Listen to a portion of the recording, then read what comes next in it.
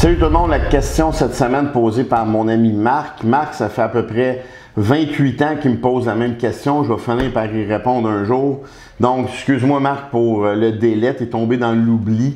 Donc, est-il vrai que le genou dépasse, si le genou dépasse les pieds lors d'un split squat, c'est dangereux? Tout le monde connaît ça, tout le monde l'a entendu. Donc, je voudrais juste dire que non, c'est pas dangereux.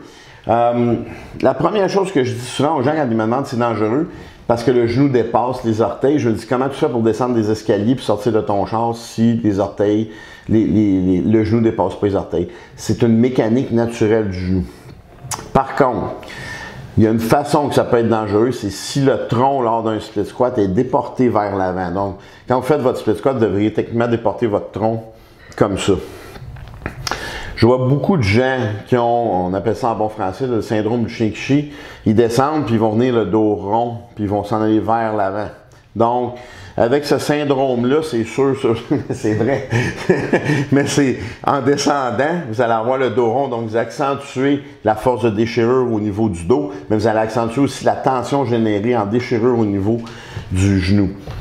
Une autre chose, c'est que lors de ce mouvement-là, vous allez passer dans une phase où les forces de déchirure et les forces de compression devraient être coordonnées à différents angles.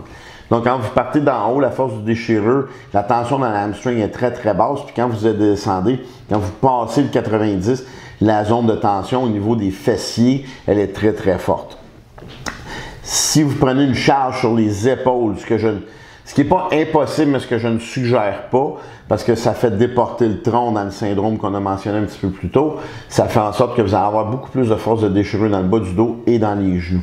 Donc, c'est sûr que ça fait partie du cours du SSP Barbell Club. On a une portion de cours qui dure environ entre 4 et 5 heures sur la mécanique du genou dans différents mouvements. Donc, c'est dans un cours de biomécanique. Et on étudie cette mécanique-là.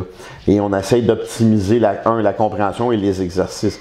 Donc, il est faux de dire que si le genou dépasse, c'est dangereux. Mais par contre, il faut faire attention au tronc. Le tronc ne devait jamais dépasser les orteils et éliminer les charges au niveau des épaules. Donc, si vous avez d'autres questions concernant ça, parce que je sais que c'est en bon français, c'est un hot topic, écrivez-moi, il n'y a pas de problème. Je pourrais même vous envoyer, si vous voulez, les études qui ont été faites plus récentes que sur celles qui ont été basées il y a une couple d'années sur ça. Alright, salut, on se revoit bientôt. Bye.